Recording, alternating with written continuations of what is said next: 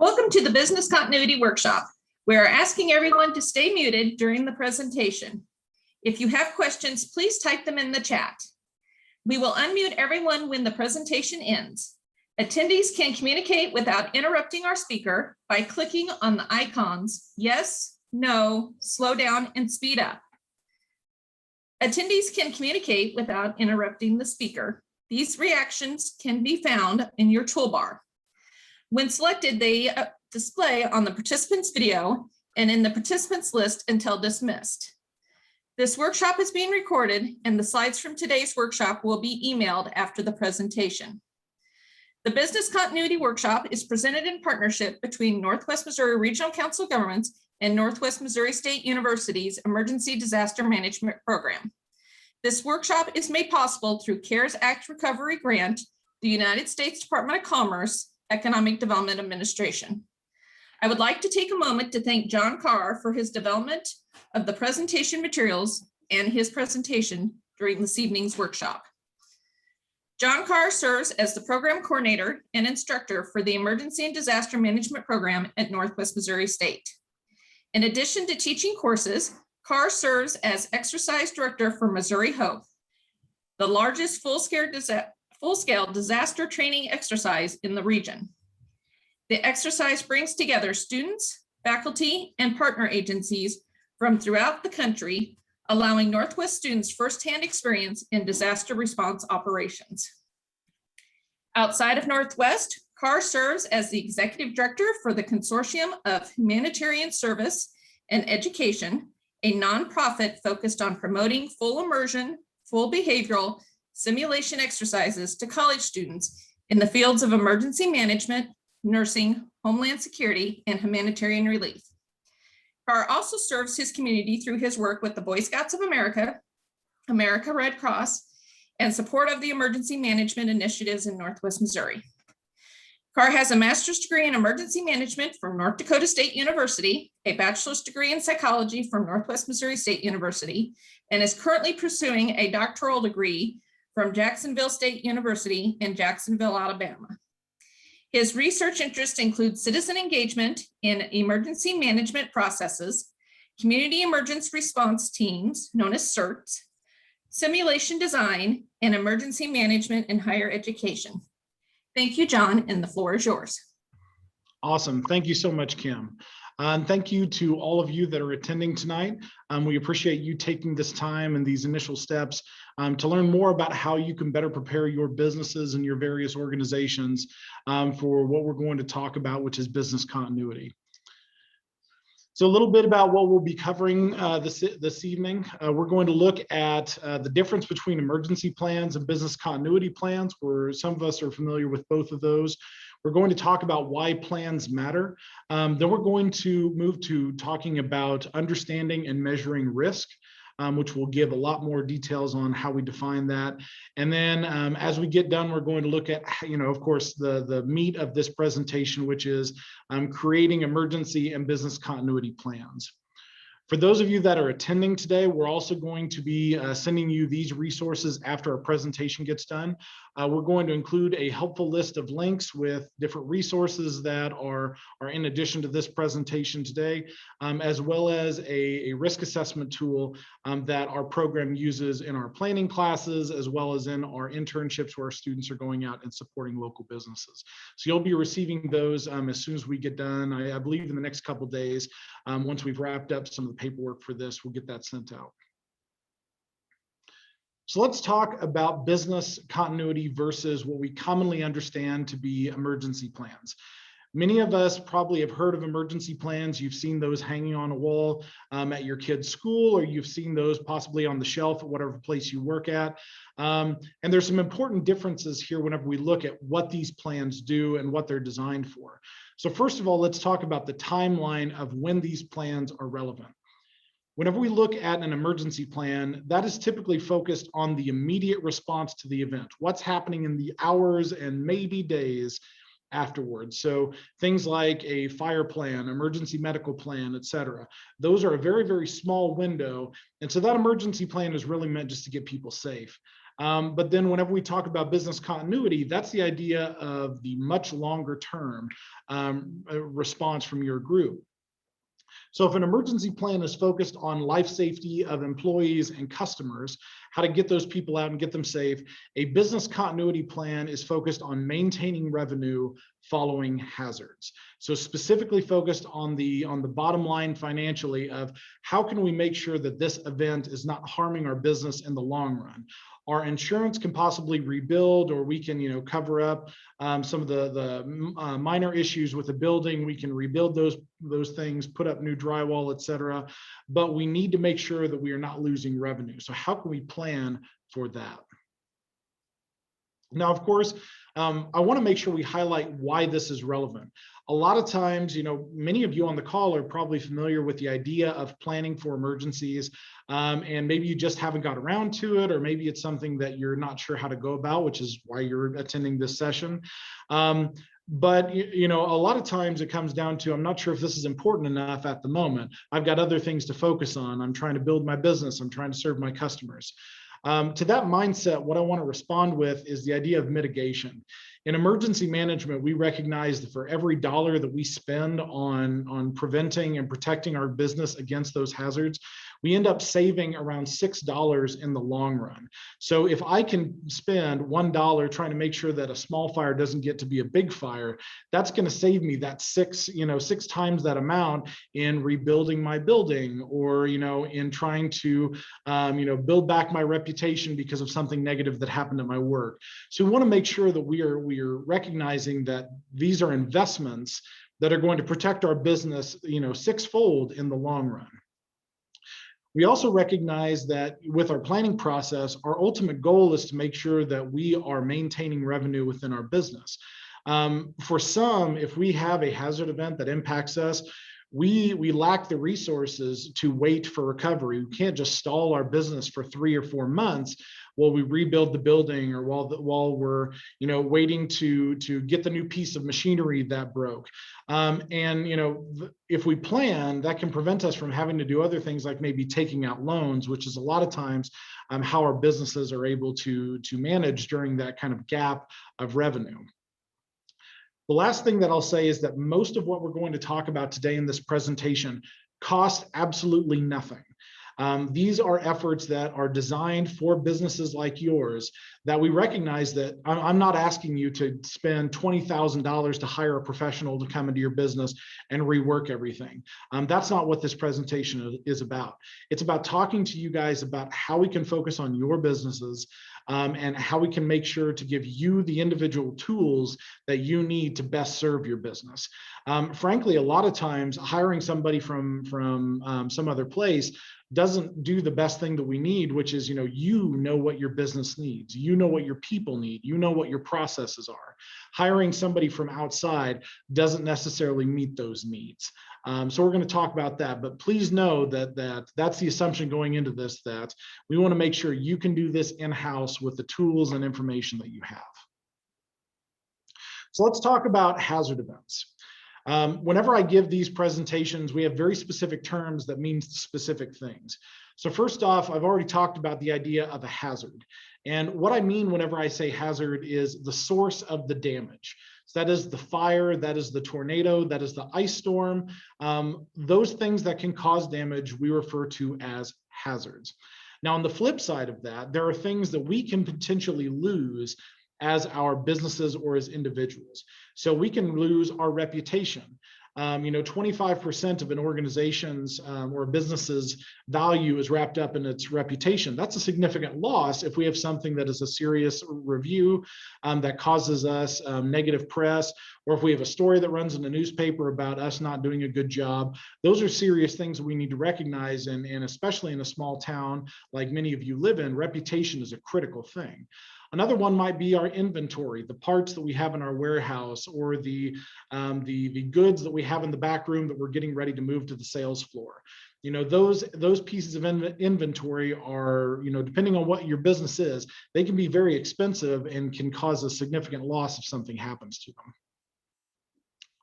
Now let's talk about how these two come together. So if we're looking at our vulnerability, That is the idea of the potential for loss, and those hazards, the likelihood of them happening to us. These two combine to create what we refer to as risk, or basically the potential that something like this can seriously impact us. It's not just about how bad it will impact us, it's about the frequency or the likelihood of that event happening. Something like a hailstorm in Missouri is relatively common. They're usually, dime-sized to quarter size. We anticipate those, once or twice every summer we'll get a hailstorm. However, we're not extremely vulnerable to them unless they're sizable hailstorms, where we're talking, tennis ball size hail or golf ball size hail. So something like that may be relatively low risk. However, if we have a business that, let's say that we've got an older place that we're occupying and we've still got knob and tube wiring, well, that's a serious threat. And so our vulnerability for that is pretty high. That has the potential to burn down our building. But if we're looking at the likelihood of that, that also may be higher or lower depending on the quality of your building and how much you take a look at that. And so that may be a higher risk than something like hail. Knob and tube is something that a lot of times people recognize as a higher risk compared to something like the regular hail that we experience on a regular basis. So how do we come up with what we are vulnerable to? There's a series of questions that I typically recommend businesses think through as you look at how to go about identifying vulnerabilities. The first question that we ask is, what has happened to us in the past? Many businesses are pretty well aware of what has happened, not just in the recent past, but in decades past. We recognize that this building has this type of fire. We recognize that, because we do shipments in vehicles, that we have had car accidents in the past, those types of things. The second question we ask is, what has happened to other businesses in our area? For example, here's a picture of a building collapse that happened in Polo, Missouri. And frankly, that's something that has happened here in Maryville and throughout the communities in Northwest Missouri as well. We've got older buildings, and if we don't maintain them properly and we don't identify when they're having issues, we have the potential for that building to collapse. Maybe it hasn't happened to us yet, but we'd be foolish to say that it's never going to happen to us. We want to make sure and keep that on our radar, make sure we're ready for it just in case. The next one, what has happened to businesses like ours in other locations? So this is more focused on what type of business that you run. Are you a restaurant? Are you a small boutique that sells these types of items? Are you a service company that has 3 or 4 service trucks that go out and maintain equipment within Maryville or within your local community? Those are things that we want to try and look at businesses that are similar to ours and say, what has happened to them and how can we address that if that happens to us? The last one is looking at what is unique to our area, meaning whatever community that you're in, that may happen to us. So, I typically give examples of, I work with an organization that does youth camps, and they're located in between an interstate, a river, and a railroad. Those 3 things coming together very rarely happen across the state of Missouri for an organization like theirs. And so for them, they want to make sure and recognize that they have a unique situation and that may pose a unique threat to their organization. For you, for your business, look around at what all is around you, geographically or organizationally, the vendors that you're working with for different things, and see what is unique about that particular situation that you should probably be tracking on. So now we're going to take a moment and let me switch my screen. And we're going to talk about one of the tools that we are going to be sending you after we get done with this presentation.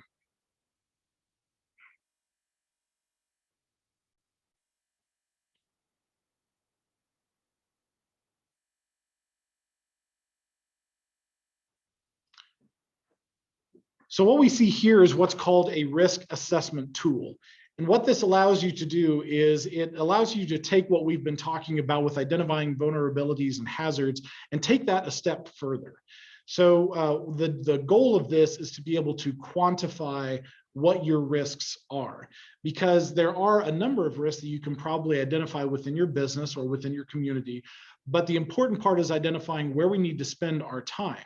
in theory, every one of our businesses can get hit with a meteorite or an asteroid or something falling from space, but the likelihood of that is so low and unpredictable that it's not worth our time planning for these things. So, why would we waste time on stuff that has a very, very low likelihood or frequency in our local area when we could identify what is most probable for us to address and then quantify that and rank them according to what is the greatest need?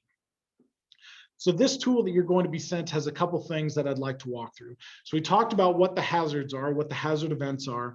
Those would be things like lightning, tornado, ice storm, etc. And then you fill in whatever the other things are that you see as relevant to your business. If you have a service truck, maybe it's one of your service trucks going down. Maybe this is something that with your restaurant, you're looking at having to have a health inspection and that there may be something that they find. It's going to vary based on the different businesses that you operate. Next up, what we're going to look at is the second column, or B, and that is our frequency or likelihood. Now, there's two terms there. Frequency means how frequently something has happened, and likelihood means the possibility of it happening in general. Depending on what type of hazard event we're talking about, those two terms are somewhat interchangeable, but they're applied to different hazards. So, for example, if we're looking at someplace like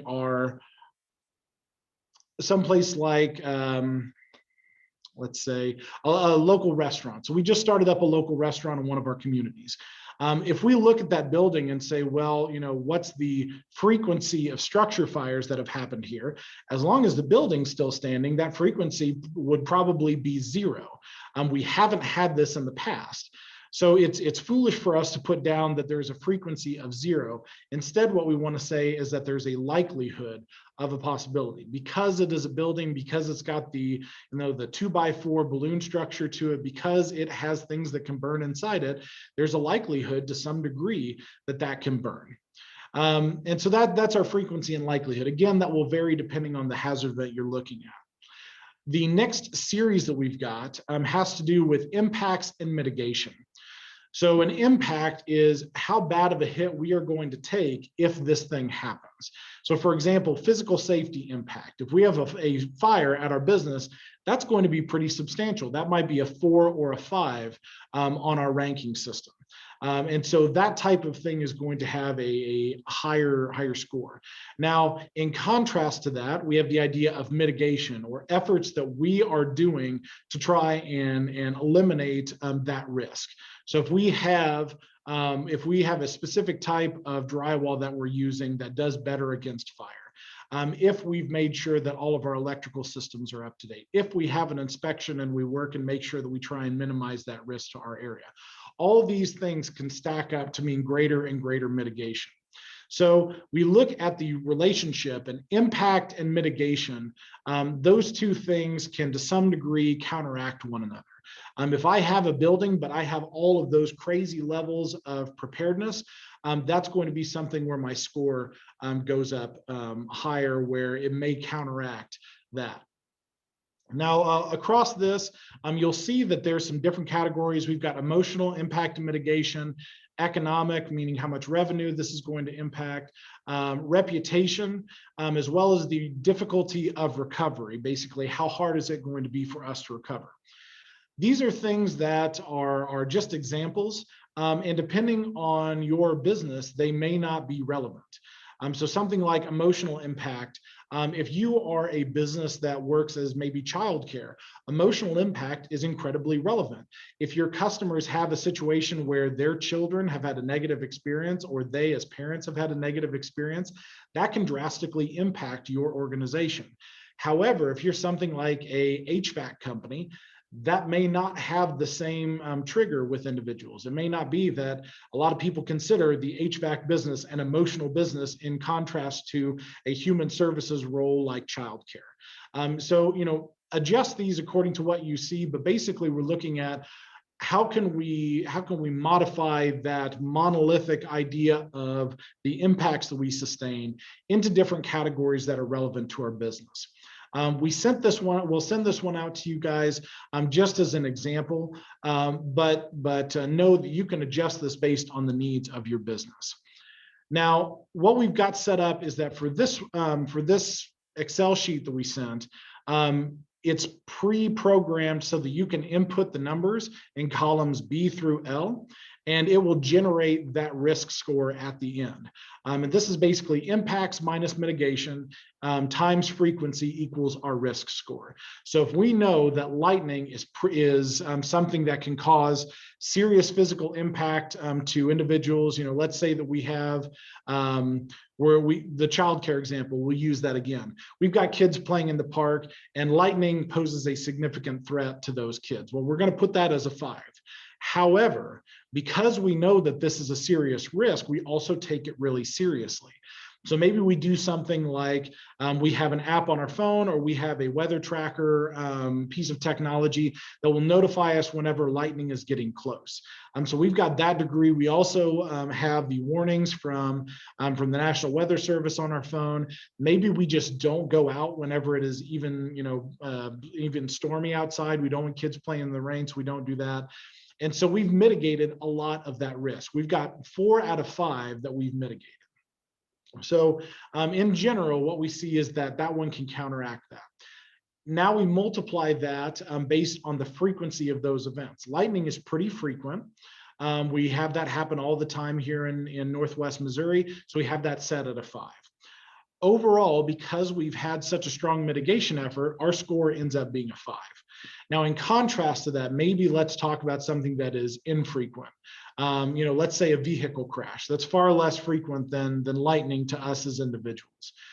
With a vehicle crash, that may be that our physical safety is just as high, it's at like a 5, but our physical safety mitigation, it's much harder for us to prevent a vehicle accident because it's not even just about us, it's about other drivers, it's about road conditions, it's about other problems that may be on the road. Maybe there's a board with nails in it that cause us to get a flat tire. So maybe for that, let's just type in these numbers. So we've got a 5 for that. Maybe that's only a 2 that we see there, but the frequency or likelihood is pretty substantial. Maybe it's like a 2 or a 3. So already we see that this is going to be higher than our concern for lightning. Depending on what type of business we have, maybe this is, let's go with that HVAC business again. Maybe we put that up to a 4 because we're on the road so much, and that drastically impacts our final risk score. As you look at how this is relevant to your organization, what I'd encourage you to do is sit down with the other major stakeholders, if there's other owners or if there's other staff, and have them fill out some of these for the most relevant hazards. So identify your top 6 or 7 that you may think are relevant to your business, and have those individuals fill out all of these columns. Once they're done with that, compare it to what yours looks like. So you filled out yours, they filled out theirs. Sit down over coffee and say, like, why did you have lightning as higher than a car crash? The conversation that you're going to have is going to give you more context as to why that person thinks that's relevant. And it may be things that you did not consider. Maybe these are things that as the owner, you're focused on these issues at this tier, and as the floor manager or as the host for your restaurant or whoever that might be, maybe they've got different things that they are concerned about. You're going to have that conversation, and it's really going to inform you as to what the other things that are out there, that way you're not missing out on some of that content. I'll also say that this takes a little bit of getting used to. You'll fill this out a couple times, and you'll notice that for some of these hazards, I always have fun with my students working with this one, because they'll get done and some of the strangest things will come to the top of the list, and they ask themselves, why did we have that there? And so they have to adjust those scores. Some things that I'd encourage you to think about if you are going to go through this process, which I recommend that you do, make sure that you codify how you're defining different things. Whenever we talk about frequency and likelihood, what is your 1? For 1, are we talking about this happens once every 50 years, once every 10 years, once every 5 years? What are you considering your score of 1 for that? In contrast, if we're talking about 1 being once every 10 years, maybe a 5 is once every month. Maybe a 5 is once every year. communicating what exactly those scores are really critical. It'll also help you and make sure that things are standardized. Sometimes what we can do is we can start with a whole lot of fire and a whole lot of passion on a project like this, and we get down and we take it less seriously as we go through the process. And that can really affect how exactly we're looking there. So again, this will be sent out to you after this presentation. I recommend that you look through this, experiment with it a little bit, and see what things are most relevant to your organization.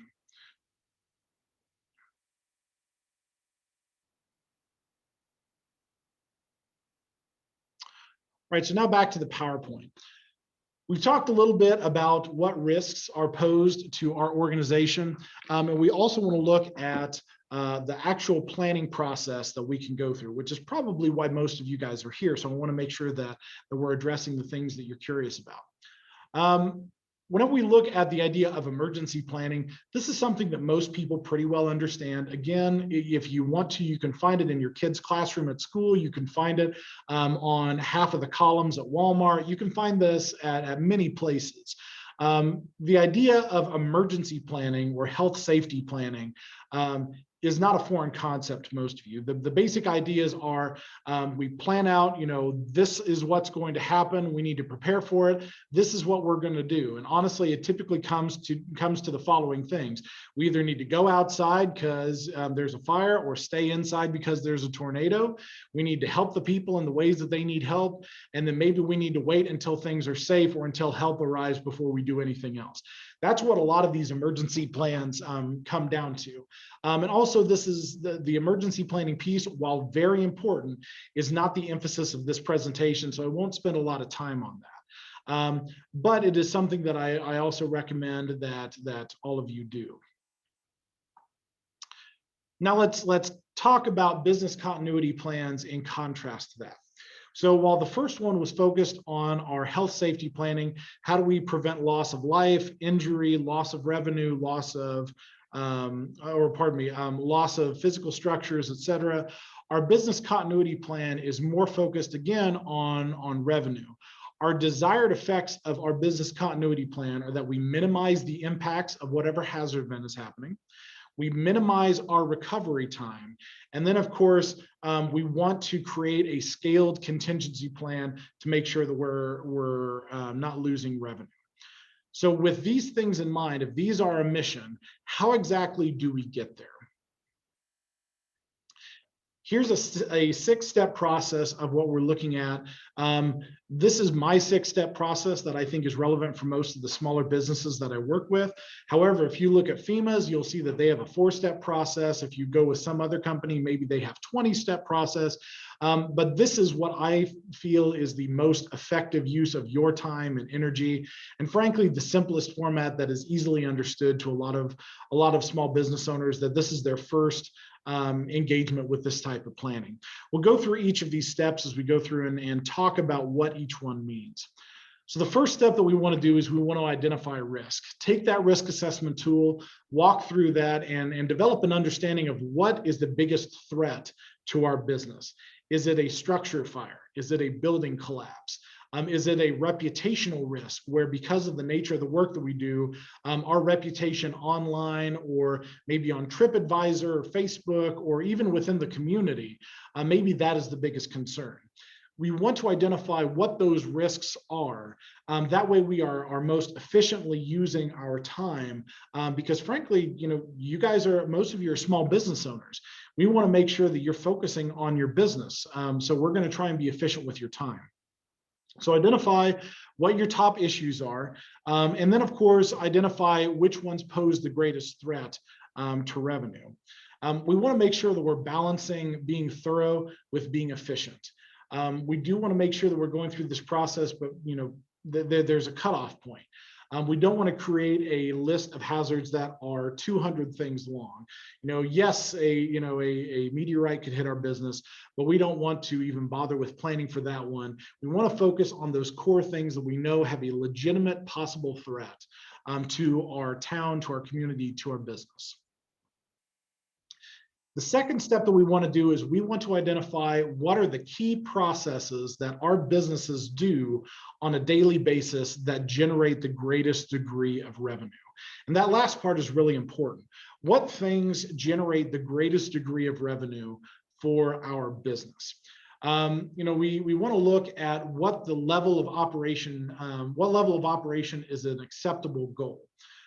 If we experience a hazard event, we don't want to assume that we are going to, jump straight back to 100%. Maybe we are wanting to, let's use the example of high V. Many of your communities have some type of high V either in your community or close by. For high V, maybe the dry cleaning and floral is a less important function versus their retail market that has the vast majority of revenue coming from it. If we're looking at a Casey's, maybe we want to look and focus on the fuel or indoor services versus the food delivery through pizza or some of the kitchen operations that are happening. This is a mental cost to benefit ratio of, you know how much revenue these different functions make. You want to make sure that you're focusing on where the most money is going to be saved. So for an example, luckily Casey's was nice enough to put all of their content out in a annual report, so I can use them, because I think even though your community may not have a Casey's, almost all of your communities, or pardon me, maybe some of you don't have a high V, but almost all of you have a Casey's in your community or just 10 miles down the road. With Casey's, here's the breakdown of their revenue that they have. 60% of their revenue is made off of fuel, 25% is off of grocery and other merchandise. However, the smallest portion is the prepared food and fountain drinks that are in their businesses. If we're looking at how Casey's might need to identify what their critical functions are, it may be that something that is human intensive or staff intensive, like operating a kitchen or delivering food, maybe those should not be the emphasis. Maybe if we say we're going to focus on register versus kitchen staff, we can maintain 85% of our revenue with a shoestring staff. So right now, one thing we've looked at is if we've got staff that are quarantining, maybe we want to keep them home so we don't have problems within our business. And so if we say Casey's, we're going to not do these functions, but we're only going to focus on keeping one person at the register and one person stocking. And with those two individuals, we can maintain 85% of our revenue. Maybe that is the best approach for that individual business. And of course, again, this will vary based on what your individual needs are. The next one is to look at anticipating impacts. So this is different than what we talked about with our risk. The risk is kind of the issue that is facing us versus what the outcomes are for our individual business. If we look at a structure fire happening, we identify that that is a high risk, but the next thing we have to do is ask, what would this do to our business? If I have a restaurant that has a fire in the kitchen, what is that going to do to my business? How quickly am I going to be able to get that business back up and running? The other thing we want to do is we want to think about the different impacts across that. So again, look at that risk assessment tool, look at the idea of the physical building or equipment. Look at the idea of our employee health and safety. Look at access of the customer. If we have to shut down the inside of our store, what's that going to do to those customers that typically like to come in and get their goods? The next thing we want to do again is to look for that input from our employees and fellow business owners. So for our employees, they're able to inform us of what they see on a daily basis. Fellow business owners can talk about, basically analogies with their own business of this is what I'm concerned about. And that way you can identify, oh, well, maybe I should be concerned about this too. One other thing I want to encourage you to think about is the idea of cascading and compounding impacts. Whenever we look at cascading, this is the idea that one event leads to another. So if we have a fire at our business, maybe the response from the fire department or the sprayers that are within our business, maybe those cause damage as well. Now we've got to go and replace the drywall, or maybe we have technology like our registers or tablets or whatever that are impacted because of the fire department's response whenever they hose down the fire. That's an example of a cascading impact. Or if we have the fire and then the fire breaks down the support beams and the building collapses. Now we've had a fire and a building collapse. So there's other things that we need to look at. So that's cascading. In contrast to that, we've got compounding impacts, which means two things happening together. The biggest one that we saw this year was that everybody was dealing with COVID, but then maybe you've got other issues that you're responding to. So we've got COVID and we've got a fire. We've got COVID and we've got a tornado that we're dealing with.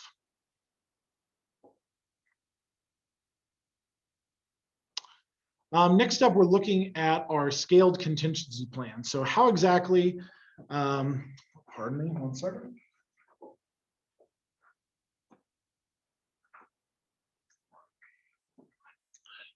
Charger came unplugged. All right, so looking at our scaled contingency plans, this is the idea that not only are we making a plan, but we are looking at how that thing may be bad, worse, or the worst. So, we have the idea of a fire. So what if we have a fire that that is going to cause us to need to repaint or maybe replace some drywall, something like that? That's a bad situation, but we can get over it. Now, what if it's worse? What if it is so bad that we need to make structural repairs to our business? Okay, what if we have to close temporarily? Now, on the top end, what if we have to rebuild our building? Those are three separate things that require three different responses from your business, and we want to make sure that we are treating those as three separate incidents.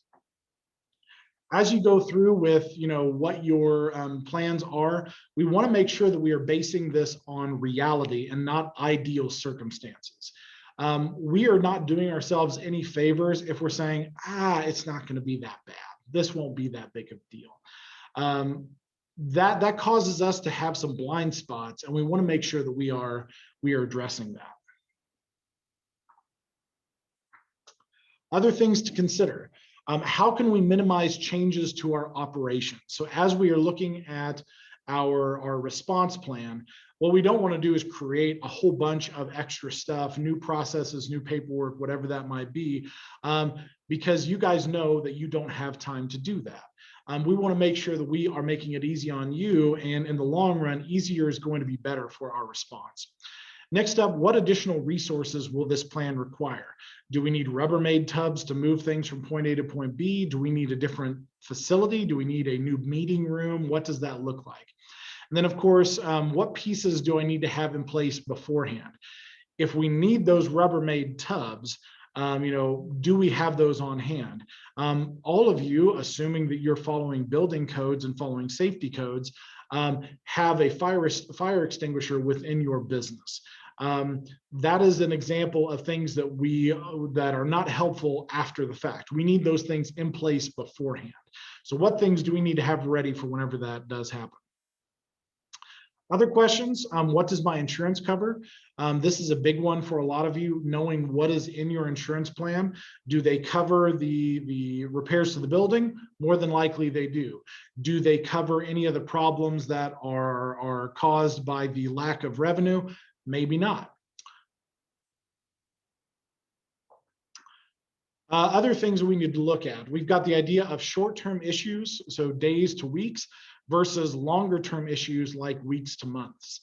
One thing that some restaurants had that was an issue was we start with the idea that this is going to be a short-term issue, which is how do we keep our staff informed about when they're going to be coming back to work. As that switched from days to weeks and then from weeks to months, now we're changing our issues from how do we retain staff to how do we restart our business after a period of not being open? How do we retrain those individuals that are brand new employees because our existing employees have gone elsewhere? Again, that's hopefully something that we have put behind us with COVID, but it's something that we want to make sure we're recognizing in our plan. The next thing that is extremely critical is actually testing the plan that you have created. Untested plans may not work. Those are based on what we think is going to happen. And we won't know what's really going to happen until we actually test that plan. No different than me preparing for this PowerPoint. I write the PowerPoint and I get ready to present it. I go through and I make edits the entire time because I recognize, oh shoot, I forgot this thing or this didn't flow right. Those are the same adjustments that you're going to be making to your plan as you exercise it. So, the great example of something that happened in very hasty order for almost all businesses that could do it was working from home. Okay, COVID's happening, everybody go home and work from home and we'll avoid all the problems that we're concerned about. Well, now we recognize, do these people have reliable internet? Some employees maybe not. Do we have their computers at home? No, I left it at work because I thought I was going to show up on Monday. Or one that I think a lot of individuals are facing, can you work from home with your family around? I love my wife very much, but we really enjoy talking whenever I'm at home. So I know that if I'm working from home, I'm simply not going to have the same output that I would if I was working at my office at work. So those are things that we need to recognize. That also means that we need to make sure that we are practicing that. So if we're looking at how we practice through this, how we actually test it, there's a couple of easy things that I would recommend. One is to look at the plan that you've created and activate individual parts. It doesn't have to be everything all at once. It can just be, for example, send a small number of people home to see if your system works. So out of the 30 employees that we got, we're going to take these 2 people and we're going to send them home to work for the day. And then we're going to rotate through so that everybody can work from home for that 2-day period. Or 1-day period. That way we can test and see if there's any problems. If we realize that out of our 30 employees, 20 have good internet, that still means 10 don't. Or maybe of those 10, maybe that's an issue where they don't have the technology or they don't have the consistent internet, or we start to highlight what those individuals are. Next thing is looking at a temporary activation.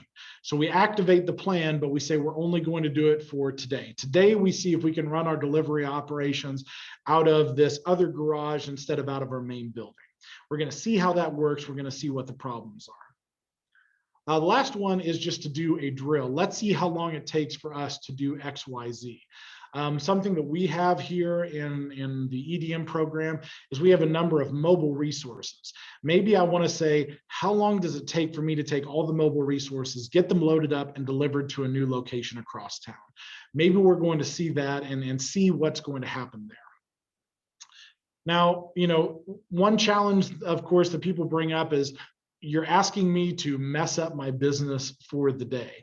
And that's not necessarily the case. I mean, something like sending a small number of people home, that's a small adjustment for the sake of making sure that you've got a plan ready to go. However, there are other opportunities that present themselves that maybe you can take advantage of. For example, business operations in a lot of the businesses in the Maryville area change around homecoming time at Northwest. We know that the operations of the university and even some of the businesses that are nearby change on walkout day whenever we have students that are not attending class. Maybe there's an adjustment there. Maybe on Saturday during game day, that we're not going to see any business at this place, or we're going to see a ton of business at our restaurant. If you know that you're going to have that type of change in schedule, or maybe you've got a holiday that's going to take some things away, maybe that's a good time to say, well, we're already doing this. Let's just adjustment and make it this way. Let's let people work from home on walkout day because we're not expecting a lot of business at this place. So we'll keep a couple people back, but we're going to send people home to test it out. Another one might be, test this out whenever the opportunity presents itself. Maybe we've got construction at the office and we have to move locations.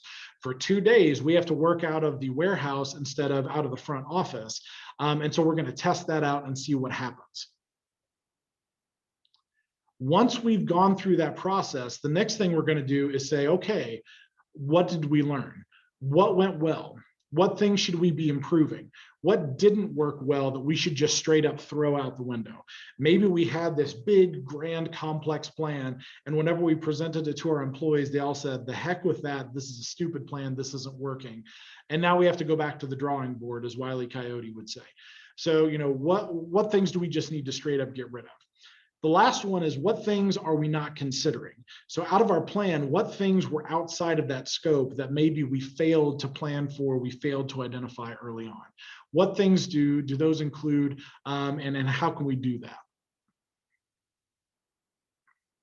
Now, of course, after we get done with that, what we want to make sure we're doing is actually revising the plan. It does no good for us to say, this is everything that we learned, and then we put that exact same plan on the shelf. We want to make sure that we're making those adjustments as necessary. And this is a cycle that FEMA recognizes that you go through between planning, testing, responding, reviewing, and going through this process over and over again, depending on what happens with your business. Now, one thing before we say anything more is really acknowledging realities of what some of your businesses are experiencing. So first off, this process that we've just talked through is far easier for some than others. If you are a business that relies almost entirely on office spaces that have internet and laptop computers, that's a relatively easy operation for you to take everybody, send them home, or take everybody and find a new location. That's pretty easy. Now, if you have an industrial bakery that has loading docks and very specialized baking equipment and mixing equipment and all these different things, that's much more difficult for me to say, oh, just find another industrial bakery and everything will be fine. We recognize this. What we expect is that, not everybody can adopt the same type or same degree of planning, but do what you can. Even incremental preparedness may improve your awareness to different hazards, as well as preventing small problems from becoming big problems. If we can prevent that small fire from getting bigger, or if we can make sure that we only lose one service truck out of the 6, that's going to drastically improve the outcomes of our work. So that is a real quick and rough description of the emergency planning process. For most of you, that is going to be sufficient for that initial stage of planning, understanding what the risks are, understanding how we're going to address them, and then getting that initial plan created, rolled out, and tested. That's really the goal of this first step. As you get more comfortable with this planning process and as you start fine-tuning your plan, I recommend that you look at some of the additional resources that we're going to send out. So one of them is ready.gov. Ready.gov is a preparedness site that focuses on homes, businesses, as well as individuals, and provides resources that are pointed directly at those individuals. They're really helpful as you get started, and anything that you may not have understood very well from this brief presentation, they go over in much greater detail. They talk about those different planning processes, they talk about risk assessments, and they give you a good description and really a meaty set of resources that you can rely on. We recommend that this is probably the first step that you take after getting done with this presentation, because again, it's at that introductory level that many of you are starting at. Next up, there are additional resources that are available from different places. We do want to say that a template, a lot of times we call these cookie cutter templates, because what they do is they try and assume that one size fits all. And as many of you know, this just isn't the case. The needs of the industrial bakery and the needs of the mechanic's garage and the needs of the insurance company are 3 entirely separate things. And so sometimes these templates, they are things that are helpful resources, but just to the extent that you're able to pull relevant pieces. If you see that this one business continuity template focuses on information management, how do we store our client records? How do we make sure that those are easily accessible if we have to switch locations? Fantastic. Pull that segment and put it into your plan. If you see that they are focused on how do we switch our warehouse from one place to the other, and you have a warehouse operation, fantastic. Pull that and put that into your plan. There are a number of different variants of this as well. So, we've got the idea of data and records, something that's like my father operates a dental practice. And so for him, those records are really important because if he needs to relocate or if those individuals need to go to a different dentist, he's got those on file and they don't have to pull a paper record and do that. Another variation of this is continuity of online services. So looking at something like a call center or support line. Maybe you're an insurance company and it really doesn't matter where your people are at, but you still need to be able to access online data entry and online phone records and things like that. And then of course, what we focused on for most of this presentation, the idea of continuity of operations. Meaning I want to make sure that my business operations are able to continue regardless of the impacts that we've sustained. Another resource that I would recommend is getting in touch with me and getting in touch with our program.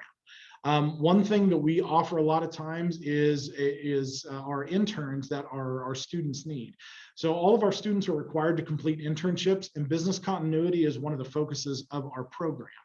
If you are interested, either this summer or next summer, we may be able to find you an individual that is interested in developing a plan for you and working with your office to address your needs. We also have a business continuity class we will be offering in the spring of 2022. I know that's a little bit off, but if you guys are interested in having your business be one of the clients that we use for that class, we would love to have you and we'd love to partner with your organization. The last thing that I'll say is that one thing that we didn't cover, because we're going to have another session on it, is the idea of crisis communications. Part of our response within businesses, again, some of the things that can impact our business most are the reputation side of things. If there is a bad rumor going around about what's happening with our business, we want to make sure we address that. If there's something that has happened with one of our employees and somehow they are attached to our business because of their reputation or because of what they were doing at the time they got in trouble, that's crisis communications.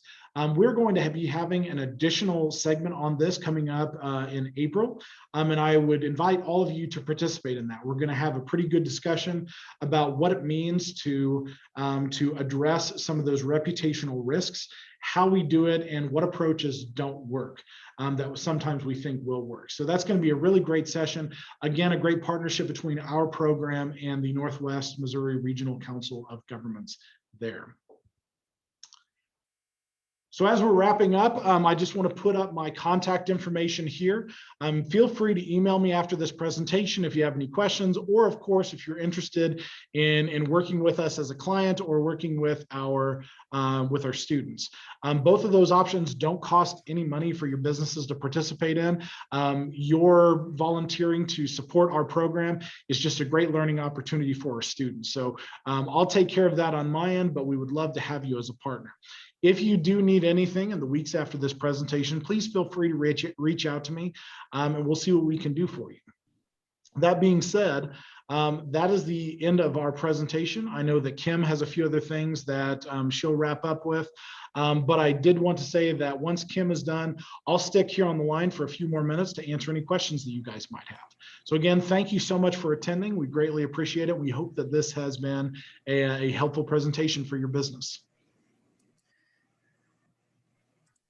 John, did you see we have a question before Kim starts? We have a question in the chat. All right.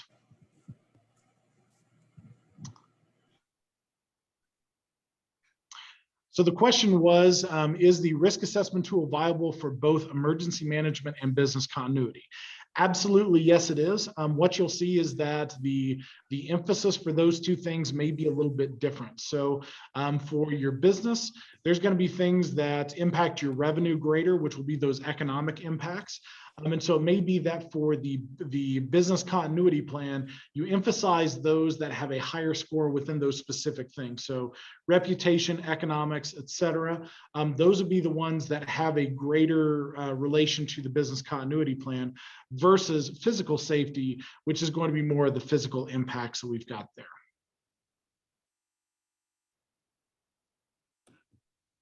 All right. All right. Thank you again to our presenter, John Carr and Northwest Missouri State University for their partnership. As John mentioned, we will be having an upcoming webinar on crisis communication on April 27th. Amy has dropped the flyer in the chat feature if you'd like to access it now. And I want to thank those of you who attended today's webinar. As a reminder, a copy of the slides from the presentation, along with post-webinar survey and information on the crisis communication webinar will be sent out. A recording of today's webinar will be posted on the Northwest Missouri Regional Council of Governments Facebook page and our YouTube channel soon. And I hope you enjoy the rest of the evening. And if you have additional questions, John is now available.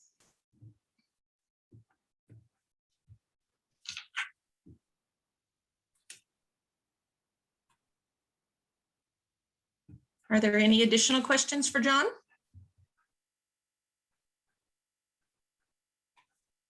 All right, again, thank you so much. We greatly appreciate you guys attending this session.